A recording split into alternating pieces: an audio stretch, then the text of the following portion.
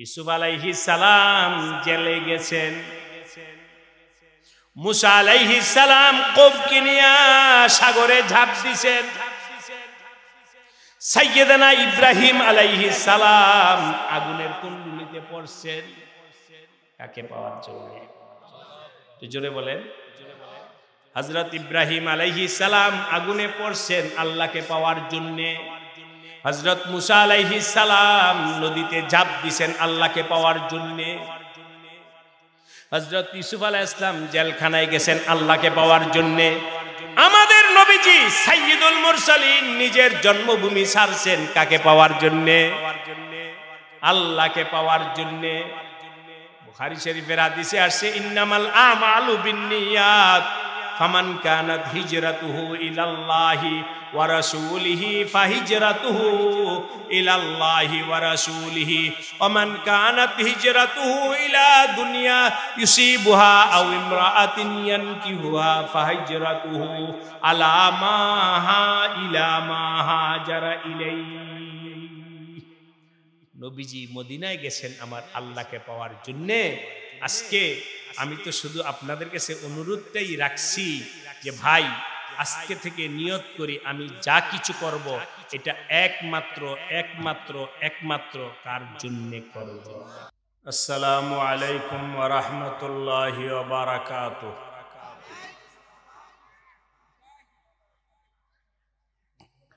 বিসমিল্লাহির রহমানির রহিম। আলহামদুলিল্লাহি রাব্বিল আলামিন ওয়াল আকিবাতু লিল মুত্তাকিন ওয়াসসালাতু ওয়াসসালামু আলা সাইয়্যিদিল আমবিয়াই ওয়াল মুরসালিন ওয়া আলা আলিহি ওয়া আসহাবিহি আজমাইন। أما بعد فأعوذ بالله من الشيطان الرجيم. بسم الله الرحمن الرحيم. قل إن صلاتي ونسكي ومحياي ومماتي لله رب العالمين. آمنت بالله صدق الله مولانا العظيم. الله নারায়ণগঞ্জ সৈয়দপুর ঘোগনগর উলামা পরিষদের উদ্যোগে আয়োজিত ইসলামী মহাসম্মেলনের সম্মানিত সভাপতি হযরত উলামায়ে কেরাম, মুরব্বিয়ানে কেরাম, যুবক ভাইরা, পর্দার আড়ালে আমার মা ও বোনেরা, আল্লাহ রাব্বুল আলামিনের দরবারে অসংখ্য শুকরিয়া যে আল্লাহ রাব্বুল আলামিন মেহেরবানি করে দয়া করে আমাদেরকে আজকের এই মোবারক মাহফিলে আসার বসার তৌফিক দান করেছেন। সকলে শুকরিয়া আদায় করে বলি আলহামদুলিল্লাহ। আমি আপনাদের সামনে পবিত্র কোরআনে কারীমের সূরাতুল আনআমের 162 নম্বর আয়াত তেলাওয়াত করেছি। এই আয়াত থেকে দুই একটা কথা বলা হবে। আল্লাহ পাক দিল দিয়ে মন দিয়ে আমলি জিন্দেগি বানানোর নিয়তে, জীবন পরিবর্তন করার নিয়তে কথা শোনার তৌফিক দান করেন। আমার ভাই ও দোস্ত,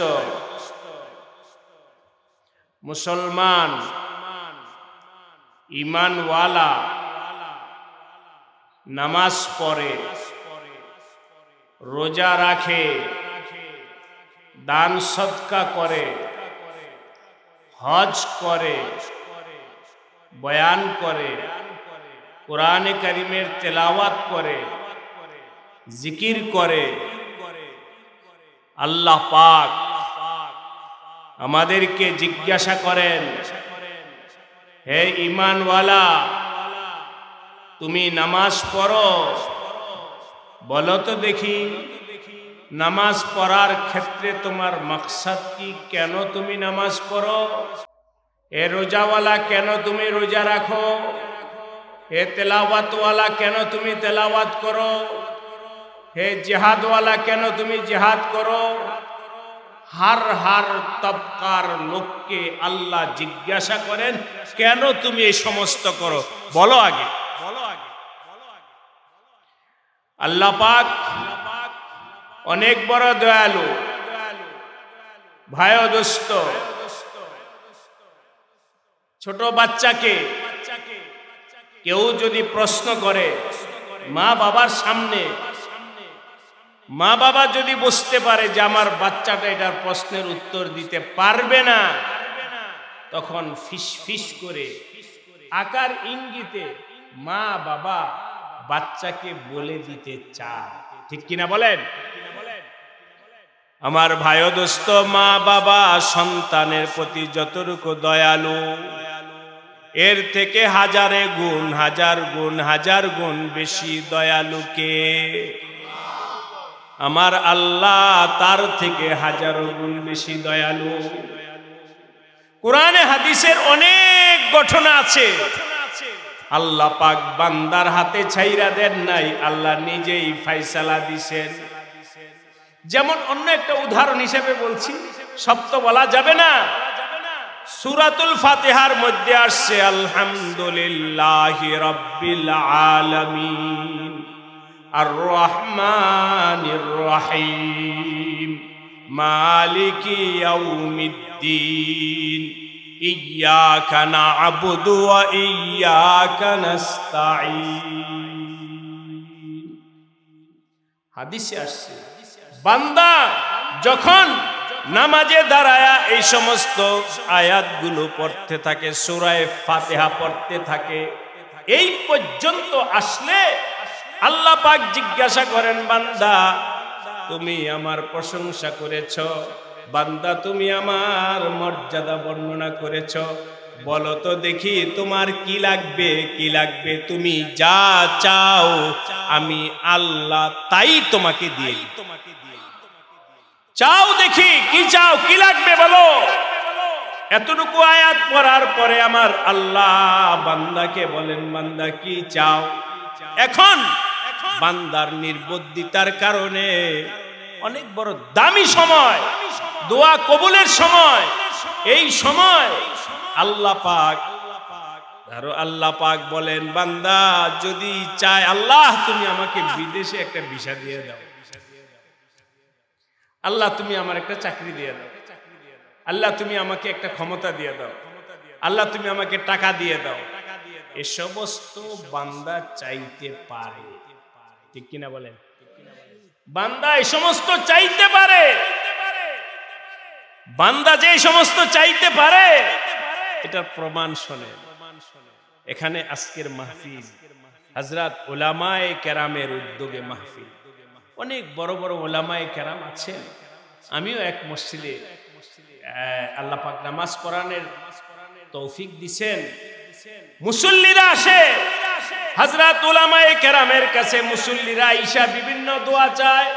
আজকে যদি আমার ডানে বামে অনেক উলামায়ে কেরাম আছেন, মুযাকারাতান যদি জিজ্ঞাসা করি আপনার মুসল্লিরা আপনার কাছে কি দোয়া চায়, পারছেন বলেন তো দেখি? 95% মুসল্লি হয় চাকরি অথবা ব্যবসা অথবা ভিসা অথবা রোগ ব্যাধি, এরকম হাজারো চাওয়া চায়, কিন্তু আল্লাহকে পাওয়ার জন্য দোয়া চায়, হুজুর আমার জন্য দোয়া করেন আমি যেন আল্লাহওয়ালা হয়ে যেতে পারি। কয়জন মুসল্লি চাইছে? যদি জিজ্ঞাসা করি আমার মনে হয় শতকরা 5% হবে কিনা সন্দেহ আছে। ঠিক কিনা বলেন? 95% মুসল্লি হয় ব্যবসা বাণিজ্য অথবা রোগ ব্যাধি অথবা জাদুটোনা অথবা এই সেই বিষয়ে দোয়া চাবে। আমার আল্লাহকে পাওয়ার জন্য দোয়া চানেওয়ালা মুসল্লি দোস্ত নাই নাই নাই। ঠিক কিনা বলেন? শোনেন, হযরত হাজী ইমদাদুল্লাহ মুহাজিরে মক্কি রাহমাতুল্লাহ আলাইহি অনেক বড় আল্লাহর ওলি ছিলেন। হযরত হাজী ইমদাদুল্লাহ মুহাজিরে মক্কি রাহমাতুল্লাহ আলাইহি আমাদের উলামায়ে দেওবন্দ হক্কানি উলামায়ে কেরামের যত সিলসিলা আছে সব সিলসিলা, পীর মুরিদির সিলসিলা সব হাজী ইমদাদুল্লাহ মুহাজিরে মক্কি রাহমাতুল্লাহ আলাইহি পর্যন্ত গিয়া পৌঁছে গেছেন। আমাদের বাংলাদেশে যত হক্কানি সিলসিলা আছে পীরদের সবগুলোর সিলসিলা হাজী সাহেব পর্যন্ত অনেক বড় আল্লাহ আছে। যাক, ওনার সম্পর্কে আমার তো লম্বা একটা কথা শুন। হাজী ইমদাদুল্লাহ মুহাজিরে মক্কি রাহমাতুল্লাহ আলাইহি তওয়াফ করতেছেন, কথা বোঝা যায়? তওয়াফ করতেছেন আল্লাহর ঘরের। তওয়াফ কইরা যখন শেষ, ওই সময়টা দোয়া কবুলের সময়। তওয়াফের সময় দোয়া কবুলের সময়, দোয়া তওয়াফের পরের সময়টা দোয়া কবুলের সময়। হাজী ইমদাদুল্লাহ মুহাজিরে মক্কি রাহমাতুল্লাহ আলাইহি তওয়াফ শেষ করে আল্লাহর ঘর বাইতুল্লাহর গিলাফ ধরে বলেন, আল্লাহ ইলাহি तुझसे कोई कुछ मांगता है, इलाही मैं तुझसे तलबगार तेरा। হে আল্লাহ, তোমার কাছে কত মানুষ কত কিছু চায়, চাই কিনা? ওই যে বললাম, একটু বললাম ব্যবসা চায়, অমুক চায়, ছেলে চায়, মেয়ে চায়, বিদেশে যাইতে চায়, হাজারো মানুষ আল্লাহর কাছে হাজারো দরখাস্ত করে। इलाही तुझसे कोई कुछ मांगता है, হে আল্লাহ মানুষ হাত উঠায়া তোমার কাছে কত কিছু চায়। আমি ইমদাদুল্লাহ इलाही मैं तुझसे तलबगार तेरा। হে আল্লাহ, চাকরি চাই না, ক্ষমতা চাই না, টাকা পয়সা চাই না, ইজ্জত চাই না, ছেলে মেয়ে চাই না, কিচ্ছু চাই না, আমি তোমার কাছে শুধু একটা জিনিস চাই, সেটা হলো আল্লাহ তোমাকে চাই। আরেকবার বলেন না সুবহানাল্লাহ। তোমাকে চাই, তোমাকে চাই, তোমাকে চাই। আমি যদি এখন আলোচনার জন্য জিজ্ঞেস ভাই দোস্ত, আপনারা বলেন আল্লাহর এক বান্দা আমেরিকার ভিসা চায়া আমেরিকার ভিসা পাইছে, আরেক বান্দা আল্লাহকে চায়া আল্লাহকে পাইছে, বলেন তো বেশি লাভবান কে? ঠিক হাতুরান যদি কারা বলেন ঠিক? আল্লাহ সবাইকে সহি বুঝবার তৌফিক দান করেন। এবার হাত নামান। তাহলে যখন আপনারা বললেন আল্লাহকে পাইছে, এটাই বেশি লাভজনক। সুতরাং উলামায়ে কেরামের জবানে যখন শুনেন যে এই সময়টা দোয়া কবুলের সময়, ওই সময় আমরা কাকে চাই? জোরে বলেন।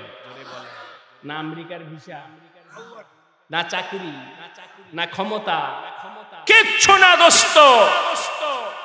ভুলে যাও টাকা পয়সা ক্ষমতা আজ আছে কাল নাই। সকাল বেলা কোটিপতি, বিকাল বেলার ফকির, আছে কিনা? এই মুহূর্তে বিশাল বড় ক্ষমতাওয়ালা, 5 মিনিটের পরে সে তার ক্ষমতা আর নাই, আছে কিনা?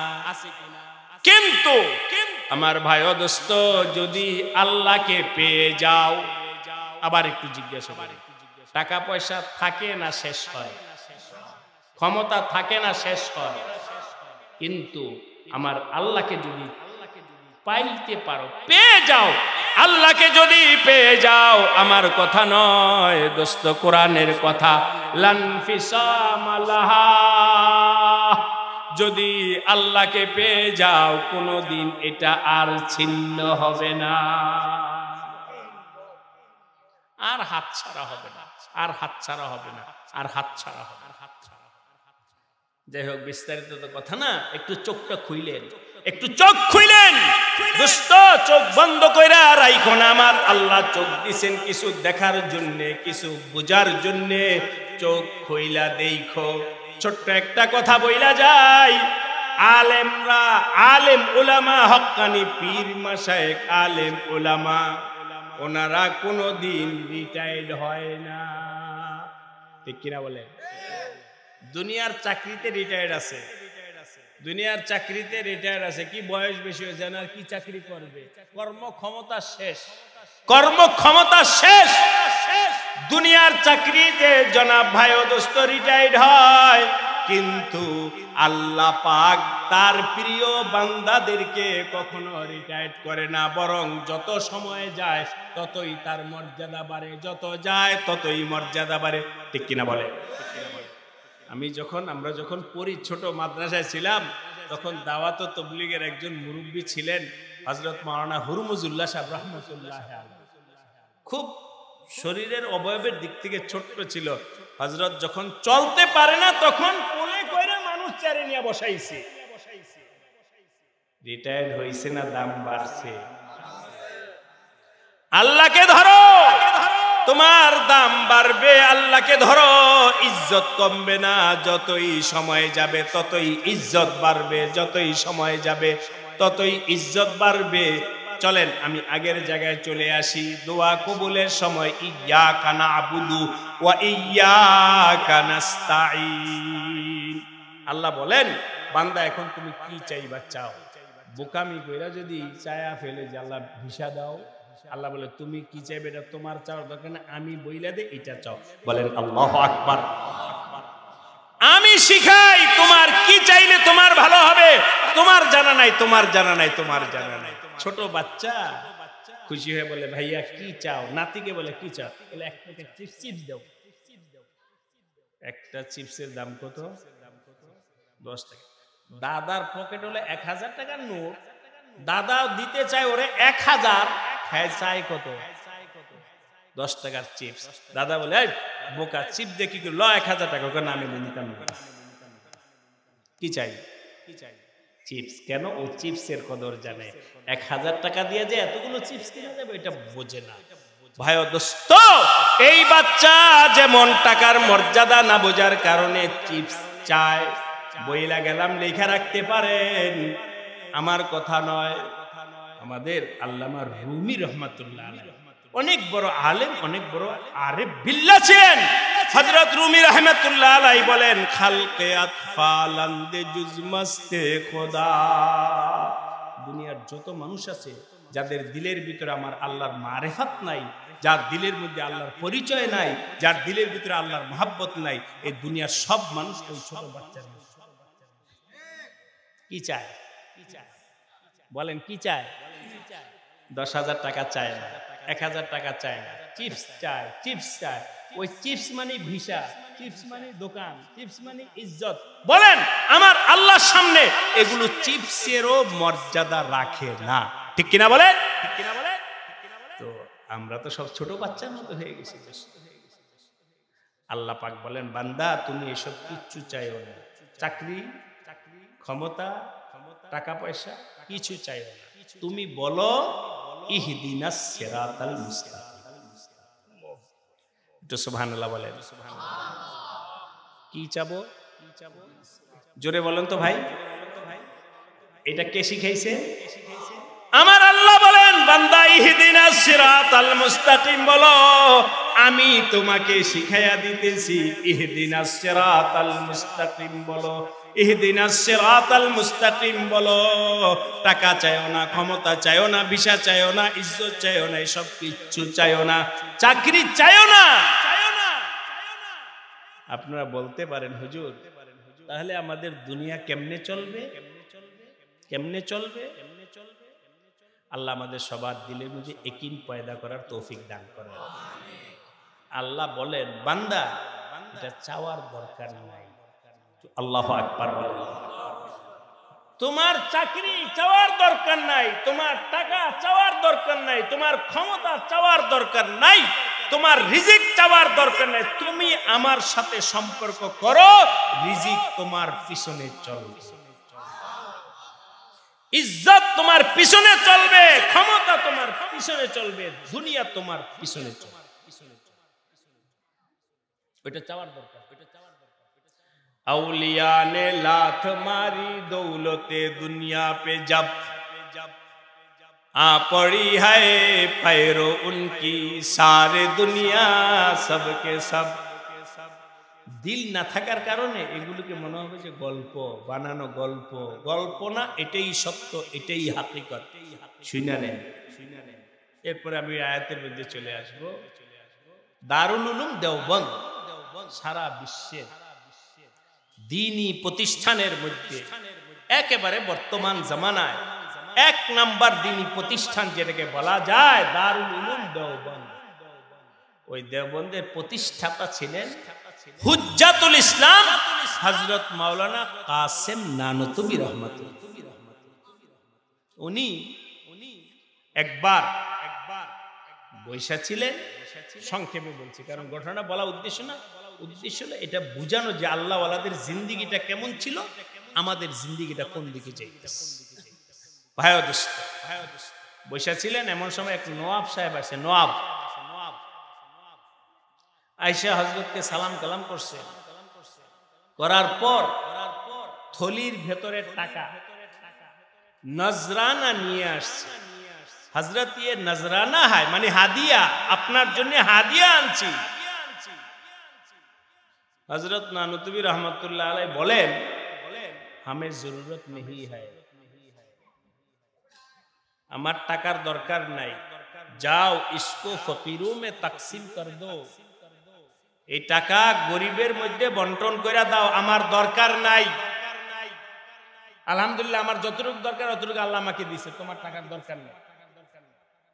ওই বেচারায় বলে হুজুর আলহামদুলিল্লাহ গরিবকে তো দেই, আমি আশা করে আনছি আপনাকে দেওয়ার জন্য, আপনি এটা কবুল করেন।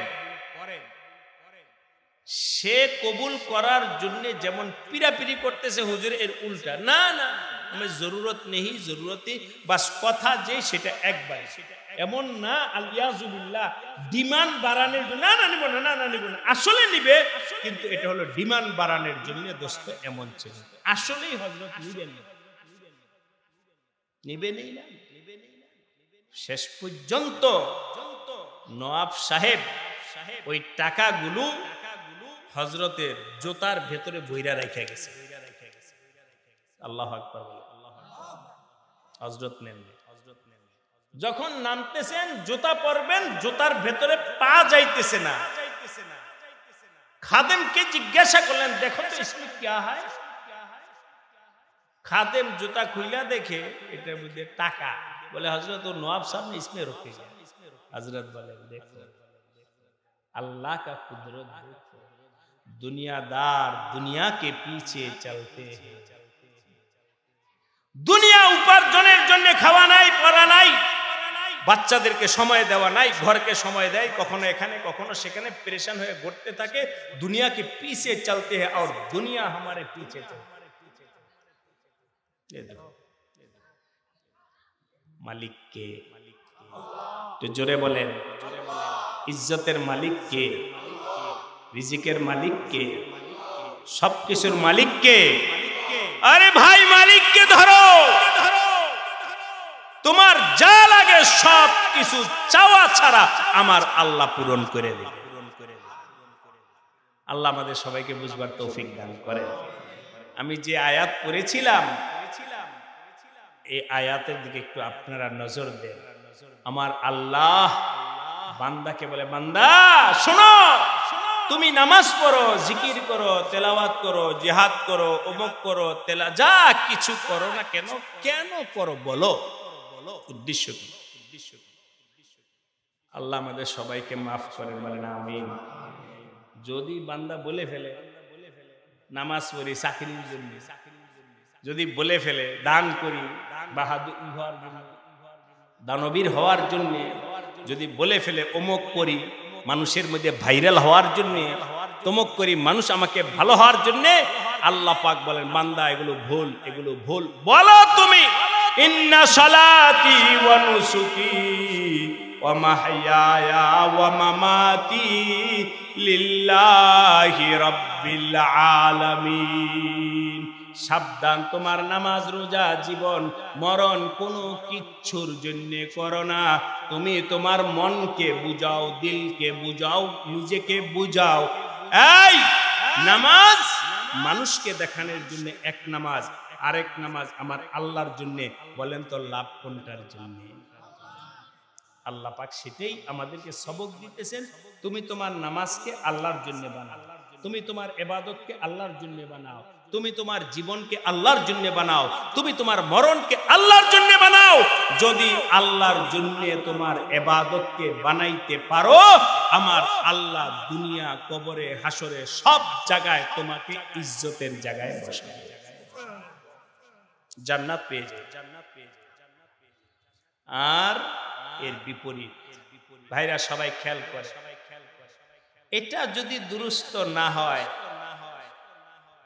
নামাজ বেকার, রোজা বেকার, হজ বেকার, দান বেকার, সব বেকার। আমার কথা নয়, নবী আলাইহিস সালাম কাল হাসরের দিন আল্লাহ উপস্থিত করবেন দানবীরকে, কেন দান করেছো, কি উপার্জন করছো? আল্লাহ অনেক দান করেছি, টাকা পয়সা মসজিদ দিয়েছি, মাদ্রাসা দিয়েছি। আল্লাহ বলবেন দিছো ঠিক, কিন্তু এগুলো আমার জন্য না, মানুষ তোমাকে দানবীর বলবে এই জন্য দিছো, সুতরাং আমার থেকে কিছু পাইবা না। আল্লাহ পাক উল্টামুখী করে জাহান্নামের আগুনে নিক্ষেপ। কেন? আল্লাহর জন্য করে। এভাবে দোস্ত সব ইবাদত ওয়ালার একই। আমি আজকের এই মজলিসে বলে যাচ্ছি, আসলে মালিক তো হেদায়েতের কে? একটু জোরে বলেন, হেদায়েতের মালিক কে? আমাদের কলব পরিবর্তনকারী কে? একমাত্র কে? আল্লাহুম্মা ইয়া মুকাল্লিবাল কুলুব। কলব কলব সেখানে কারো হাত বুঝতে পারে না, একমাত্র কার হাত? আল্লাহ ছাড়া। কথার কথা বোঝানোর জন্য বলছি, চোখের মধ্যে ময়লা পড়ছে, চোখের মধ্যে ময়লা, একটা টিস্যু নিয়ে আমি আমার হাত দিয়ে মুছলাম, ময়লাটা দূর হয়ে গেল।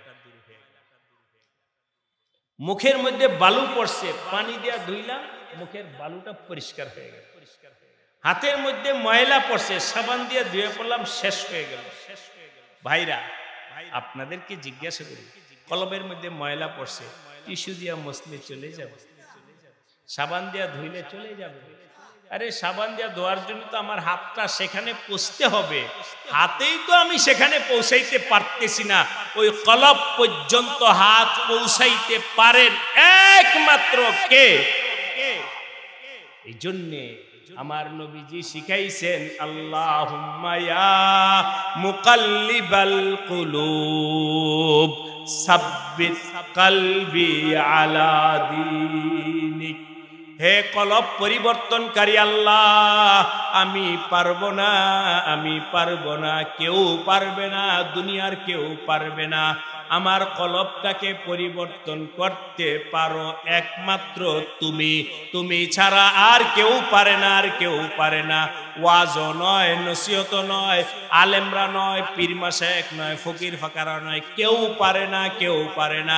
একমাত্র পারেন কে? আল্লাহ ছাড়া কেউ কারো কলব পরিবর্তন করতে পারে। একটু আপনাদেরকে জিজ্ঞাসা করি, বলতে পারবেন আপনারা? আলোচনা সুবিধার জন্য নবী আলাইহিস সালাতু ওয়াস সালামের চাচা আবু তালেব ওনার কলবটা, ওনার মনটাকে পরিবর্তন করতে ওনার ভাতিজা আমাদের নবীজি চাইছিলেন কিনা? চান নাই? যেন মনটা একটু নরম কইরা আমার আল্লাহকে মাইনা নেয়, মনটা একটু নরম কইরা যেন কালিমাটা একবার পইরা ফেলে, মনটা একটু পরিবর্তন কইরা আমার আল্লাহর কালিমাটা যেন পড়ে। এর জন্য দোস্ত আমার নবীজি বহুত চেষ্টা করছেন, বহুত চেষ্টা করছেন। শেষ পর্যন্ত আল্লাহ কি বললেন? ইন্নাকা লা তাহদি মান আহবাবতা ওয়ালাকিন্নাল্লাহা ইয়াহদি মাইয়াশা। হে আমার হাবিব শুইনা নেন, লা তাহদি মান আহবাবতা, আপনি যাকে চান তাকেই হেদায়েত দিতে পারবেন না। ওয়ালাকিন্নাল্লাহা ইয়াহদি, শোনেন শোনেন শোনেন, হেদায়েত দিতে পারেন একমাত্র কে? সুতরাং ভাই দোস্ত আমার, আপনার কলব পরিবর্তন কেউ করতে পারবে না। আজকে এখানে যখন আমি আসতেছি তখন চিন্তা করতেছি ভাইরা বসছেন, কি বলবো, কি দিব, ওনাদেরকে কিছু দেওয়ারও আমাদের ক্ষমতা নাই, কিচ্ছু নাই, শুধু বলার একটা সুযোগ আল্লাহ আমাদেরকে দিয়েছেন, বলতেছি।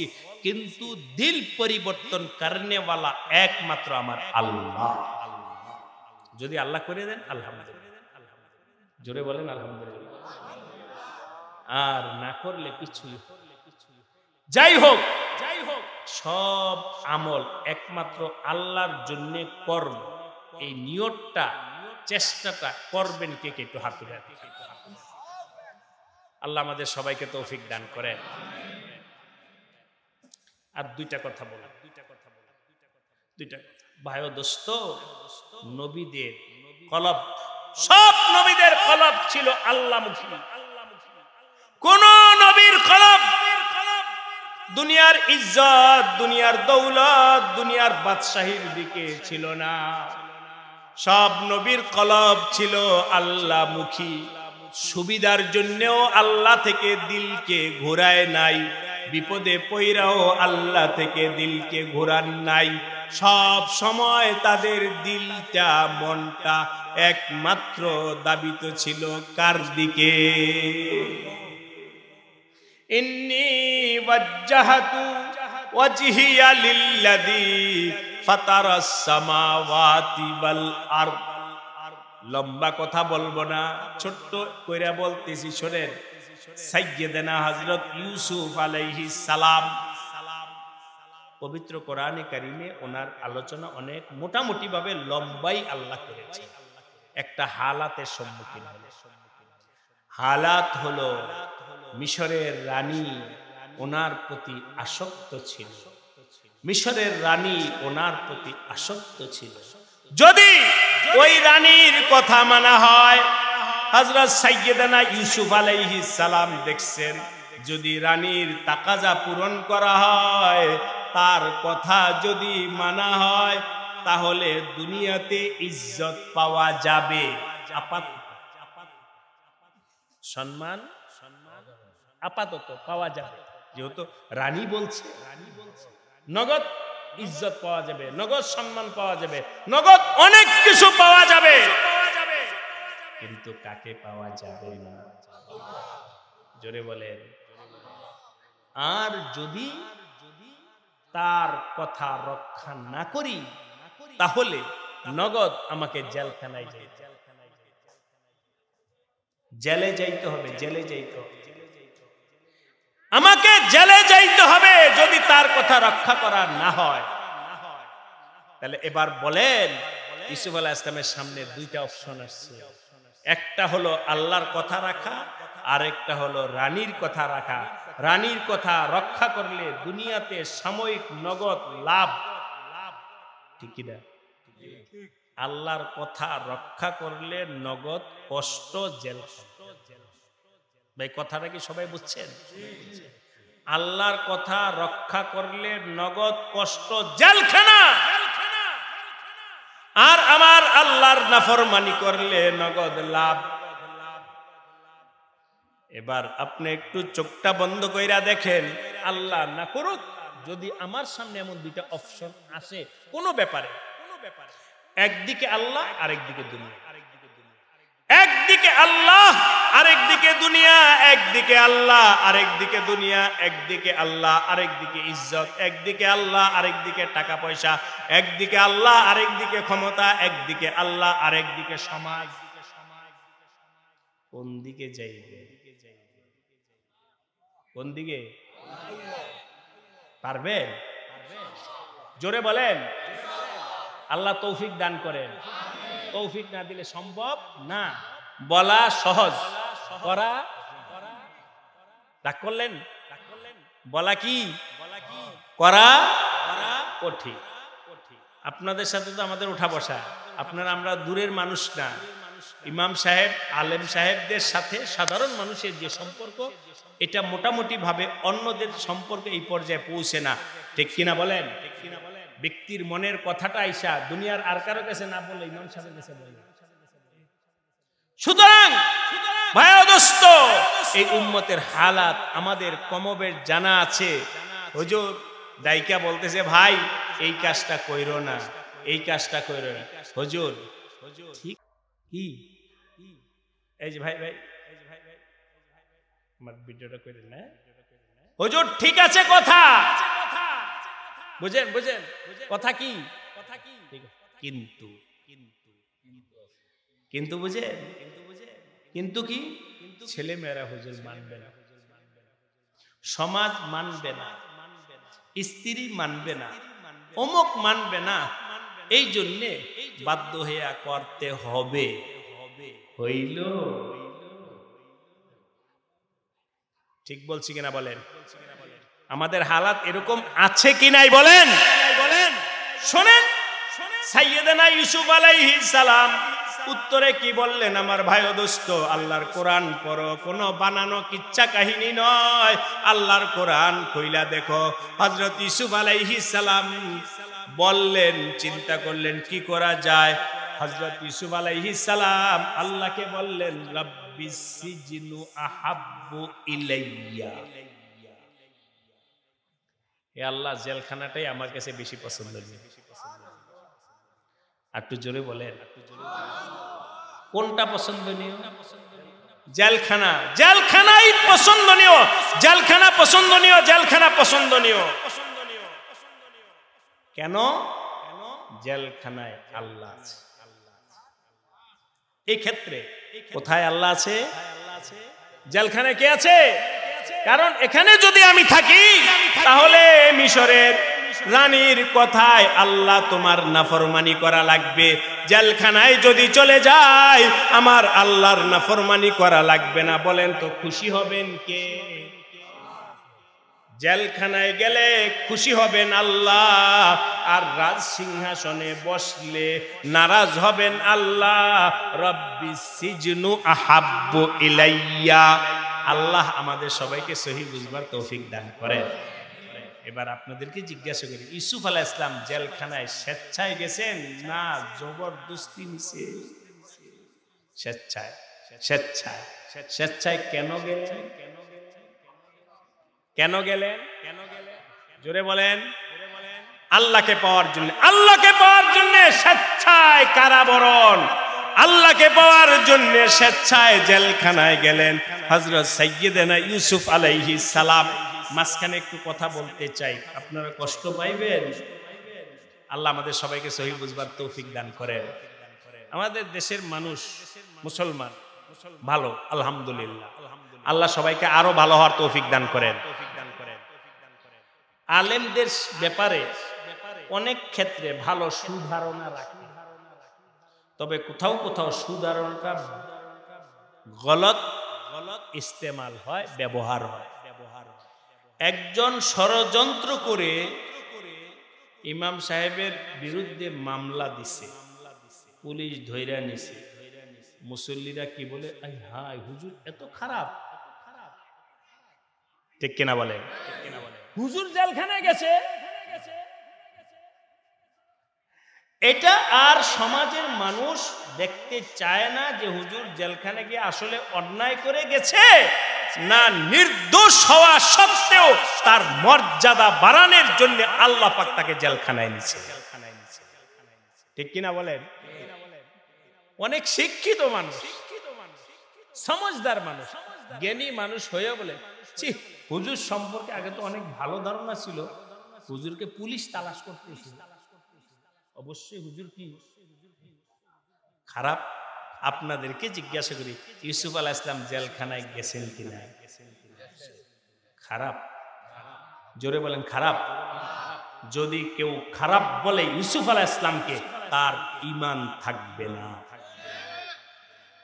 ইউসুফ আলাইহিস সালাতু ওয়াস সালাম জেলখানায় গিয়া যেমন তার মর্যাদা বাড়ছে, আল্লাহ পাকের আরো বেশি তাকাররুব হাসিল করছে।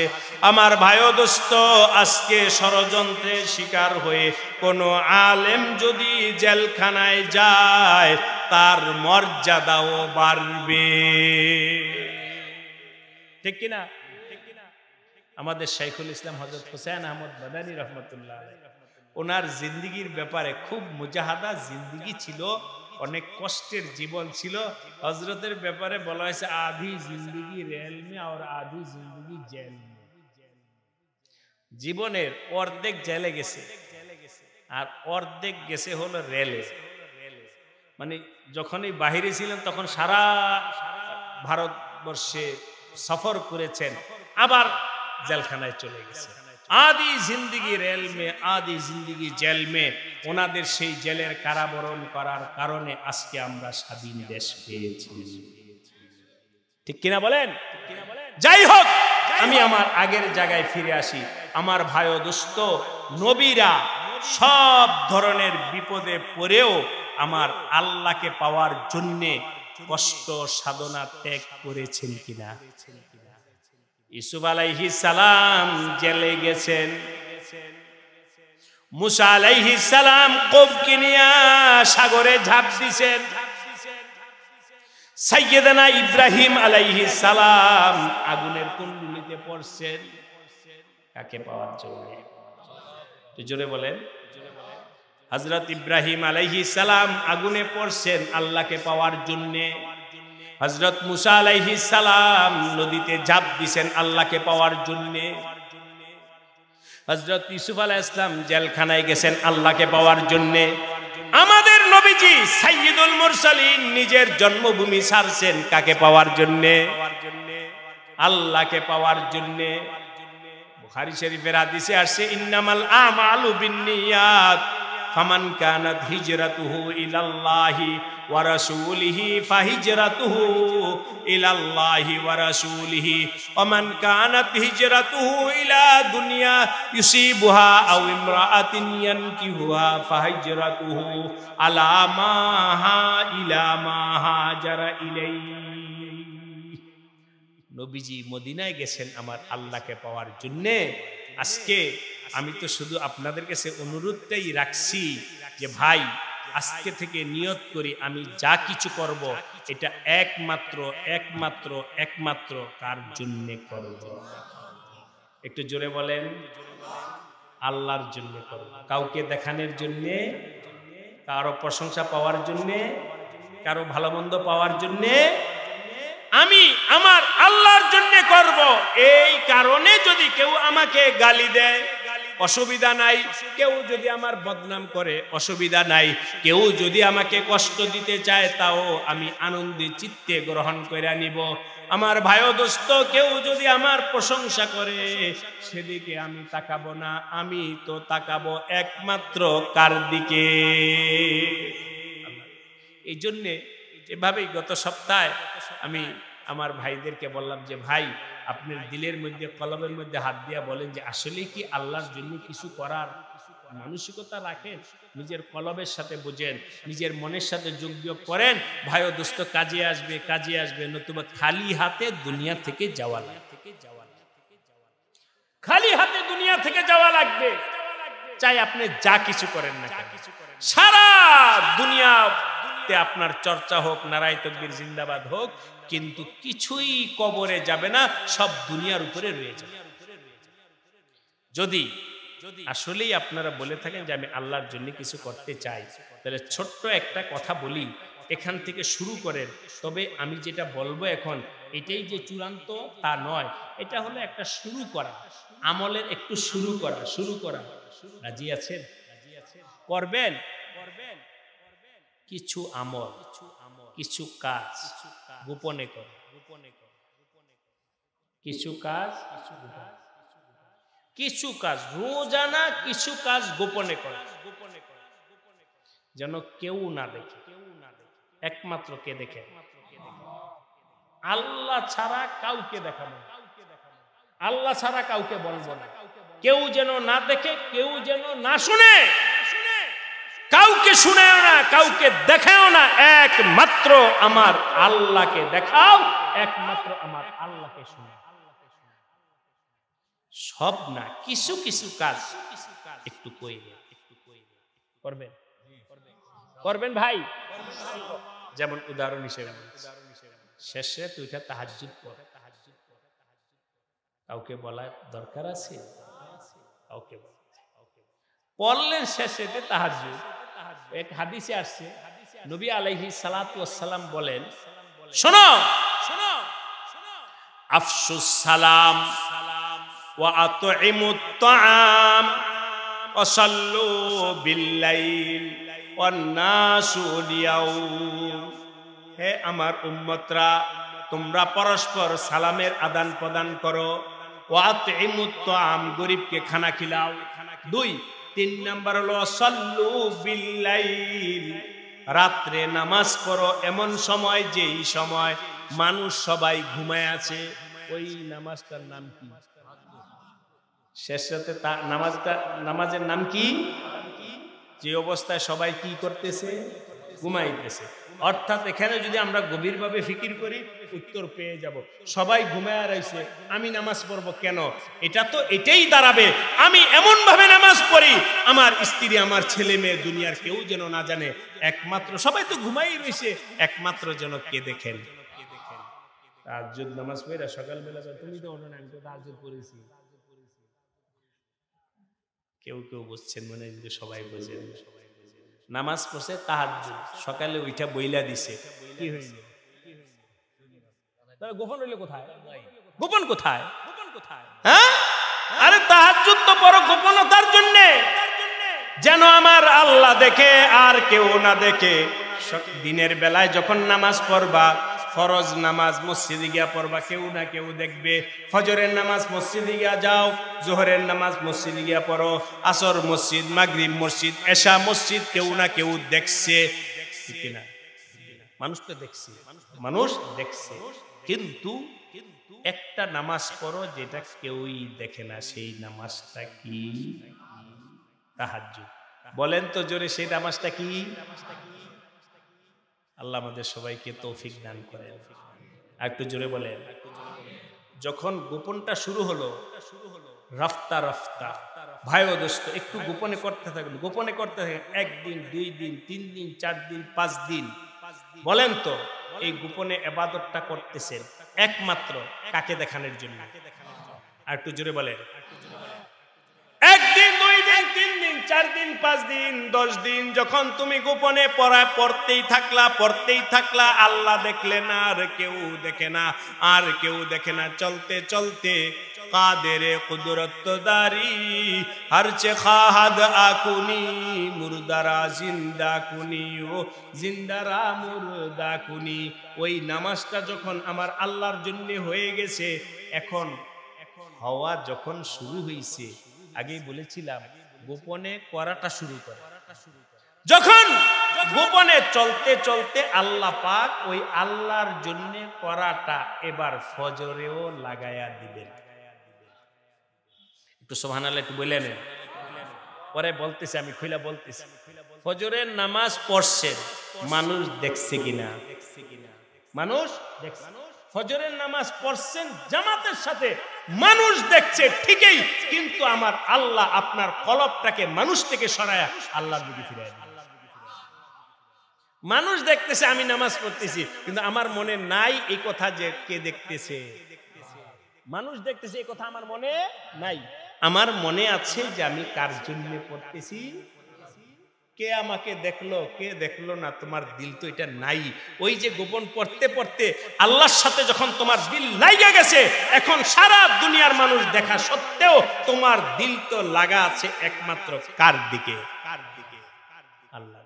তখন তোমার জাহেরটাও ওই বাতেন ঠিক করে দিবে, জাহের বাতেন ঠিক করে দিবে, প্রকাশ হবে, কিন্তু তারপরও মানুষের দিকে নজর যাবে না। কারে পাকারা কিয়াস আজ খুদমাগির করছে বাসাদ দরনা বিস্তান শেরশির। এই জন্য ভাই ও দোস্ত বুঝা নাও, আল্লাহ আমাদের সবাইকে বুঝবার তৌফিক দান করেন। আল্লাহ ওয়ালা নামাজ পড়তেছে, শুধু পড়তেছে না, এমনি বুঝানোর জন্য আপনাদেরকে বলছি মাইকে পড়তেছে। তাহলে বুঝেন মাইকে পড়তেছে মানে সবাই শুনতেছে, সবাই শুনতেছে। আমিও নামাজ পড়তেছি, মানুষ দেখতেছে, কিন্তু ওনার এই মাইকে পড়া সত্ত্বেও নিয়ত নাই যে মানুষ শুনুক, নিয়ত হলো কে শুনুক। ওনার তো অভ্যাস আগে থেকেই হয়ে গেছে, আমার আল্লাহর সাথে তাল্লুক পেয়ে গেছে। এই জন্যে প্রকাশ হলেও তার দিল হলো আমার আল্লাহর দিকে। ভাই ও দোস্ত, আমার আপনার দিল দুরুস্ত না হওয়ার কারণে আমি যা কিছু করি না কেন সব কিছু চলে যায় মানুষের বস্তা। অতএব ওখান থেকে শুরু করো। আল্লাহ পাক আমাদের সবাইকে তৌফিক দান করেন। গোপনে কিছু আমল করব, রাজি আছেন? যেমন একটা কথা বললাম তাহাজ্জুদের কথা, আরেকটা কথা বললাম গোপনে করা। নবীজি বলেন তুমি তোমার ডান হাতে সদকা করো এমন ভাবে যাতে করে তোমার বাম হাত টের না পায়। ঠিক কিনা? কাউকে জানায় না, কাউকে দেখে না, গোপনে দিয়ে গোপনে দাও। আল্লাহ পাক আমাদের সবাইকে এই গোপনের সাথে আমল করার, অনুশীলন করার তৌফিক দান করেন। এই অনুশীলন করতে থাকেন, ইনশাআল্লাহ রফতা রফতা আপনার কলবের নুরানি হবে, কলব নুরানি হবে। যা কিছু করবেন সব কিছুর মধ্যে আল্লাহকে দেখতে পাবেন। আপনার দুরুস্ত হয়ে গেলে এবার প্রকাশ্যে করলেও কোনো অসুবিধা নাই, এবার মানুষকে দেখা করলেও কোনো অসুবিধা নাই, কারণ আপনার মাকসাদ মানুষকে দেখানো নয়, মাকসাদ মানুষের প্রশংসা পাওয়া। এটাই আল্লাহ পাক বলেছেন কুল ইন্না সালাতি ওয়া নুসুকি ওয়া মাহইয়ায়া ওয়া মামাতি লিল্লাহি রাব্বিল আলামিন। আল্লাহ পাক এই কাজটা আমাদের সবাইকে করার তৌফিক দান করেন। এই একটা বিষয় আমি আপনাদের সামনে বললাম। আর একটা বিষয় এই ইখলাসের সাথে সম্পর্কিত না, এভাবেই সামাজিক একটা বিষয় বলব। ভাই ও দোস্ত, আজকে আমাদের দেশ, আমাদের যুব সমাজ, আমাদের দেশ, আমাদের জনগণ অনেকগুলো সমস্যায় জর্জরিত আছে। তার মধ্যে দু একটা রোগের কথা বলতে চাই, শুইনা রাখেন, আল্লাহ তৌফিক দিলে বিরত থাকার চেষ্টা করিলেন। তার মধ্যে একটা সমস্যা হলো নেশা। কি নেশা? নেশা সাথে জড়িত ব্যক্তি কখনো আল্লাহর নৈকট্য হাসিল করতে পারে না। নেশায় জড়িত ব্যক্তি আল্লাহর নৈকট্য হাসিল করতে পারে না। নেশা মানুষের ঈমানের জন্য ক্ষতিকারক, নেশা মানুষের আমলের জন্য ক্ষতিকারক, নেশা মানুষের স্বাস্থ্যের জন্য ক্ষতিকারক, নেশা মানুষের অর্থের জন্য ক্ষতিকারক, নেশা মানুষের দুনিয়ার জন্য ক্ষতিকারক, নেশা মানুষের আখিরাতের জন্য ক্ষতিকারক। আল্লাহ কি বলেন শুনেন, ইয়া আইয়ুহাল্লাযীনা আমানু লা তাকরাবুস সালাহ ওয়া আনতুম সুকারা।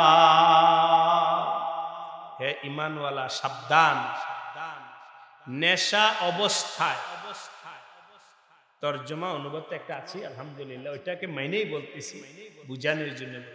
নেশা করছো আমার কাছে আলো, লা তাকরাবুস সালাহ। তুমি নেশা অবস্থায় যোগ্যতা হারাইছো আমার মসজিদে আসা, আমার নামাজে আসা, আমার ইবাদতে আসার যোগ্যতা হারায় ফেলছো।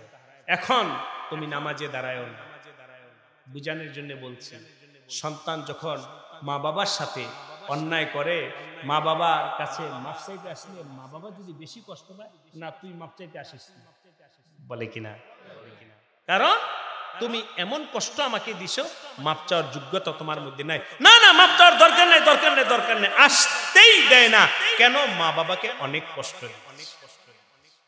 আমার ভাই ও দোস্ত ও যুবক ভাইরা, বাবাজিরা, একটু ভালো কইরা বুঝা নাও, আমার আল্লাহকে যদি পাইতে চাও, আমার আল্লাহর নৈকট্য যদি হাসিল করতে চাও, আল্লাহ সন্তুষ্টি যদি হাসিল করতে চাও, সাবধান, তোমাদের হাতে যেন বিড়ি সিগারেট, তোমাদের হাতে যেন ইয়াবা গাঁজা, আরো জানি না কি সমস্ত নাম আছে, এগুলো যেন তোমাদের হাতে না আসে।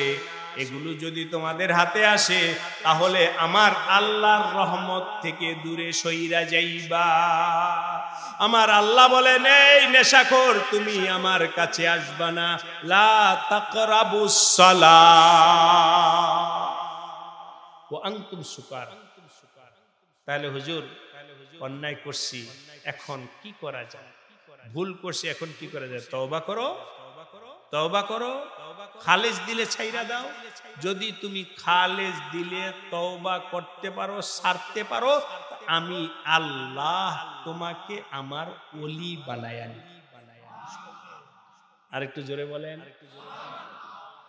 হাকিমুল উম্মাহ হযরত আশরাফ আলী, ভাইরা কথা কি বুঝতেছেন? হাকিমুল উম্মাহ হযরত আশরাফ আলী থানভী রাহমাতুল্লাহ আলাইহি একজন ডাক্তার ছিলেন। তবে ওনার ডাক্তারি হাত পায়ের চিকিৎসা না, চোখের চিকিৎসা না, পায়ের চিকিৎসা না, দাঁতের চিকিৎসা না, শরীরের চিকিৎসা না, উনি চিকিৎসক ছিলেন মানুষের কলবে। যাই হোক, তৎকালীন সময়ে একজন, আমি এই কথাটা বলি, ইনশাআল্লাহ শেষের দিকে যাব, একটু খেয়াল করেন ভাই।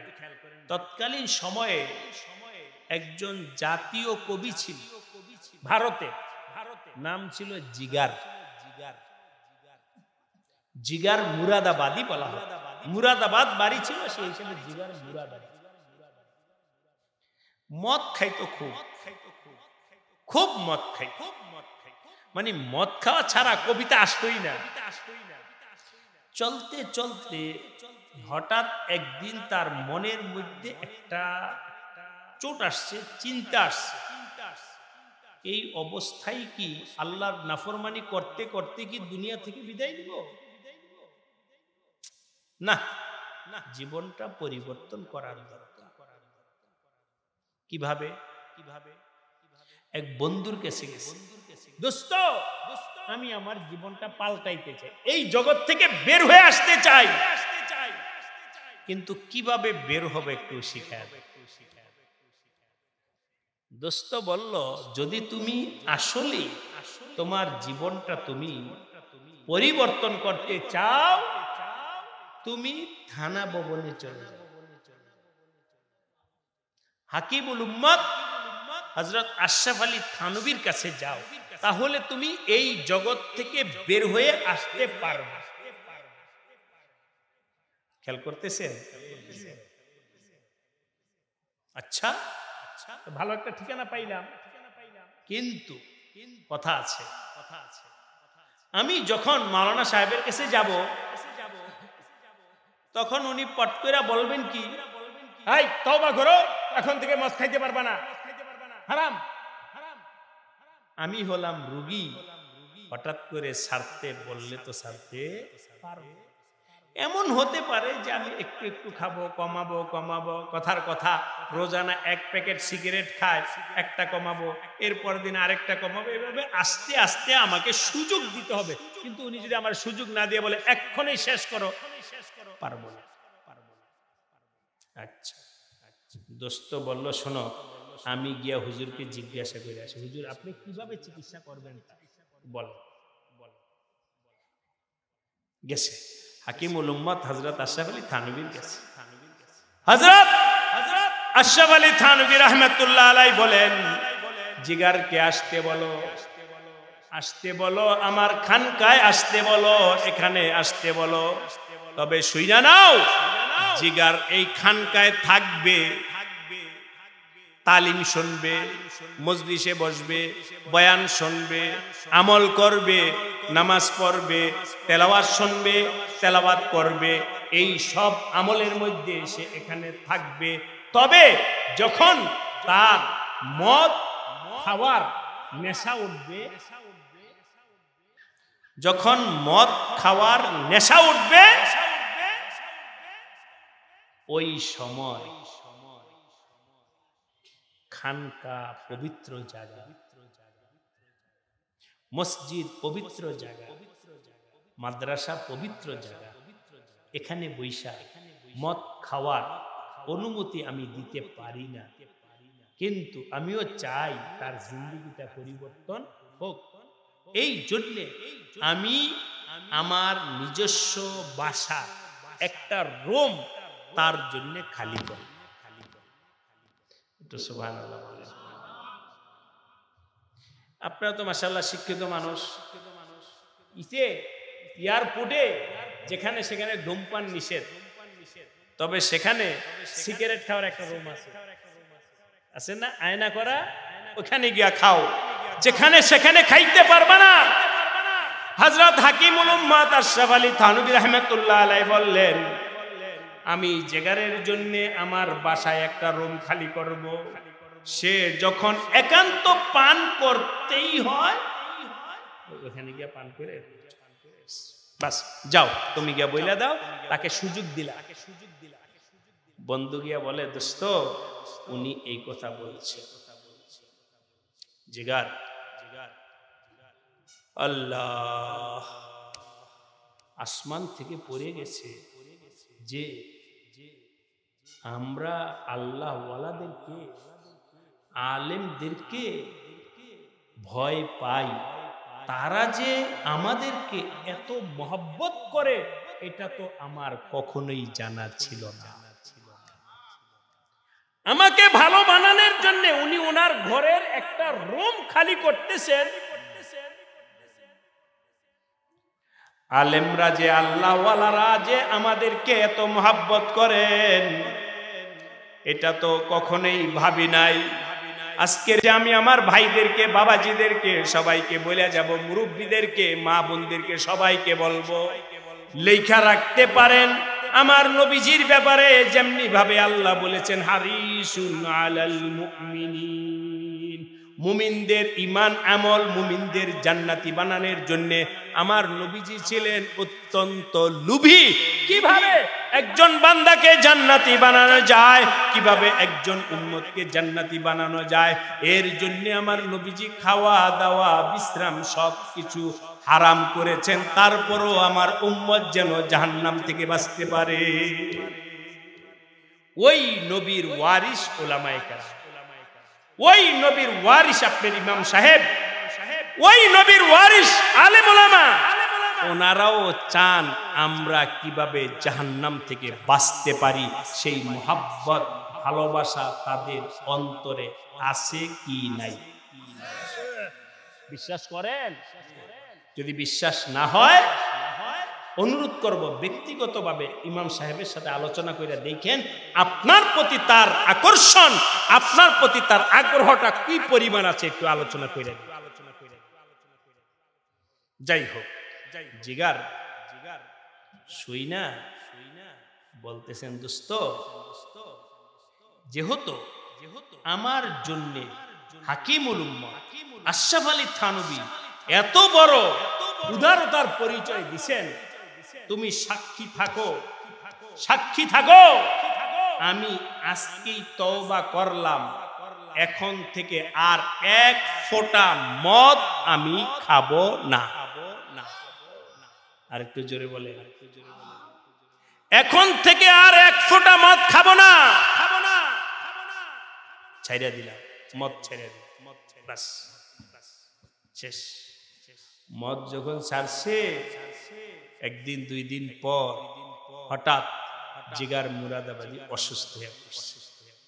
অসুস্থ, জাতীয় কবি সরকারিভাবে চিকিৎসার জন্য ডাক্তারদের টিম বসছে। কি হলো? অসুস্থ। ডাক্তাররা বলল অসুস্থতার কারণ কিছু না, অসুস্থতার কারণে এতদিন তো মদ খাইছে, হঠাৎ করে মদ ছাড়ার কারণে অসুস্থ। অতএব হে কবি সাহেব, আপনার মদ ছাড়েন, কিন্তু আস্তে আস্তে ছাড়েন, একসাথে ছাড়াটা আপনার জন্য ঠিক হয় নাই। ডাক্তার বললেন, এই কথাটা বলে আমি শেষ করছি। আল্লাহ যখন দিল পরিবর্তন করেন, দেখেন জেগার কি করে। জেগার ডাক্তারদেরকে বলতেছে, আচ্ছা আমি যদি মদ খাই তাহলে বলো তো আমি কয়দিন বাঁচবো? ডাক্তার বলে, কতদিন বাঁচবেন এটা তো আমরা বলতে পারবো না, বাকি এটা বলতে পারি যতদিনই বাঁচেন সুস্থতার সাথে বাঁচবেন।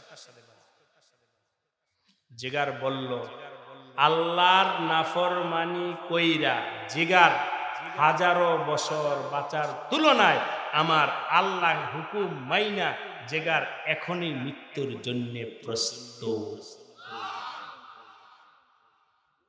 তওবা করো, তওবা করো, মাপ চাও। হাকিমুল উম্মাত হযরত আশরাফ আলী থানভীর কাছে আইসা জিন্দেগি পরিবর্তন করছেন। কিছুদিন পর ভালো হয়ে গেছে। ভালো হয়ে যাওয়ার পরে হযরত হাকিমুল উম্মাতকে বলেন, হযরত আমি কয়েকটা বিষয়ের দরখাস্ত করতেছি। এক হলো আমি যেন আল্লাহর ঘরে যাইতে পারি। সুবহানাল্লাহ বলবেন না? আমি যেন দাঁড়িয়ে রাখতে পারি। দুই, আমি যেন ঈমানের সাথে দুনিয়া থেকে বিদায় নিতে পারি। কিছুদিন পর মাশাআল্লাহ হজ করে আইসা পড়ছে, দাড়িও রাখছে। হাকিমুল উম্মাহ হযরত বলেছেন, মুস্কি হাসি দিয়া যাও, তুমি যেই নিয়ত করেছো ইনশাআল্লাহ আল্লাহ তোমার আশাকে পূরণ করে দেন। যখন এগুলো পূরণ হয়েছে, হজ করছে, দাড়ি রাখছে, হাকিমুল উম্মাহ বলেন, আমি আশাবাদী জিগার মুরাদাবাদীর মওত ঈমানের সাথেই হয়েছে। এই জন্য আমার ভাইরা, আপনাদের কাছে বিশেষ করে যুব শ্রেণীর ভাইদেরকে বলবো, ধ্বংসাত্মক এই জিনিসটার কাছেও তোমরা যাও না, নেশার কাছে যাও না। এর দ্বারা স্বাস্থ্যের ক্ষতি, ঈমানের ক্ষতি, দুনিয়ার ক্ষতি, আখিরাতের ক্ষতি। এটা ছাইরা নিজের জীবনটা পুত পবিত্র বানাও, আল্লাহর হুকুম মাইনা ঈমানের সাথে চলো, আল্লাহ পাক তোমাদেরকে জান্নাত দান করবেন। আল্লাহ পাক যা বলা হলো এর উপরে আমাদের সবাইকে আমল করার তৌফিক দান করেন। আমিন। ওয়া আখিরু দাওয়ানা আনিল হামদুলিল্লাহি রাব্বিল আলামিন। Presents by Kuakata media centre. হক্কানি আলেমদের নিত্য নতুন ভিডিও পেতে আমাদের চ্যানেলটি সাবস্ক্রাইব করুন। কুয়াকাটা মিডিয়া সেন্টার, ইসলামিক বিনোদনের বিশ্বস্ত সঙ্গী।